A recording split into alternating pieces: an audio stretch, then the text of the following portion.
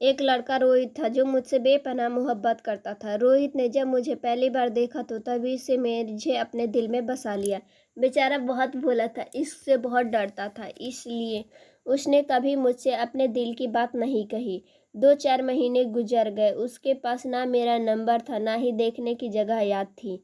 तो सिर्फ मेरा नाम और फ़ोटो। एक दिन अखबार में देखा तो रोहित ने फ़ोटो को अखबार से निकालकर अपने पर्स में रख लिया। उसे देख देख के पागलों की तरह मुस्कुराने लगा। अचानक रोहित को एक प्रोग्राम में जाना पड़ा और उसी प्रोग्राम में मैं भी जाने वाली थी।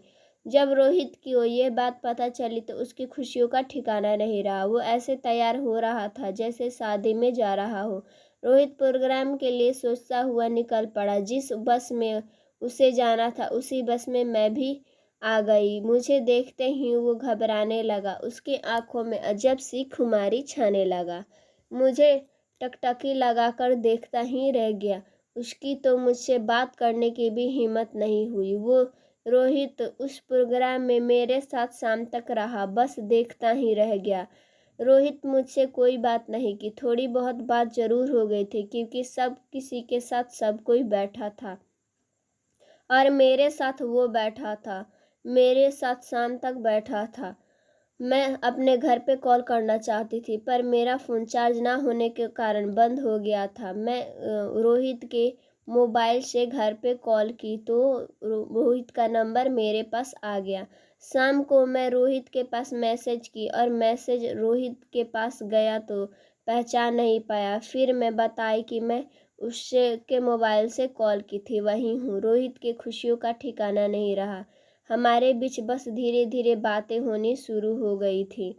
दोनों खास दोस्त बन गए थे। दोस्त बनने में हमें ज़्यादा वक्त नहीं लगा। रोहित चाहता तो मुझे प्रपोज कर सकता था और मैं भी बोल देती हाँ, पर मोहब्बत में होता है बहुत दर्द, इसका उसे अंदाज़ा था। 1 साल निकल गया। हम दोनों सिर्फ दोस्त ही थे पर वो मुझे अपनी ज़िंदगी मानता था। एक बार हम दोनों की मुलाकात हुई तो उसे मिले तो रोहित के आंखों में मैं प्यार देखी और जब ये भी खुद को संभाल नहीं पाई, रोहित को प्रपोज कर दी। हम दोनों के अंदाज अलग था। उस वक्त दोनों ने प्यार में वो 3 शब्द अच्छे लगे। इशारों में एक दूसरे को समझा दिया। रोहित को प्यार से दर्द का अंदाजा पहले था पर उस वक्त वो सब भूल गया था। दोनों एक दूसरे से बात की, ज़्यादा चाहने लगे। उस रोहित आंखों में मेरे लिए प्यार और इज्जत बहुत था। हम दोनों का बात भी होने लगा, लड़ाई भी होती और मीठी मीठी बातें भी होती। हम दोनों सपने अब एक दूसरे के लिए। जब ये प्रेम होता है तो वर्तमान भूल जाते हैं और भविष्य के बारे में सोचने लगते हैं। ऐसा ही सोच रहे थे। प्यार के 1-2 साल बाद ही एक मोड़ ऐसा आया जो दोनों की ज़िंदगी में तूफान ले आया। रोहित को पहले से अंदाज़ा था कि कुछ ऐसा ज़रूर होगा। अभी रोहित की पढ़ाई पूरी नहीं हुई थी। वो तो इस तूफान के लड़ने से भी भीग गया। एक दिन मैं गुस्से में आकर रोहित को सुना दी और रूठ के बैठ गई। रोहित चाहता तो मुझे मना सकता था लेकिन उसने ऐसा नहीं किया क्योंकि उसे लग रहा था कि अब समय आ गया है हमें अलग होने का, क्योंकि उस घर वाले हमारे शादी के लिए नहीं मानेंगे।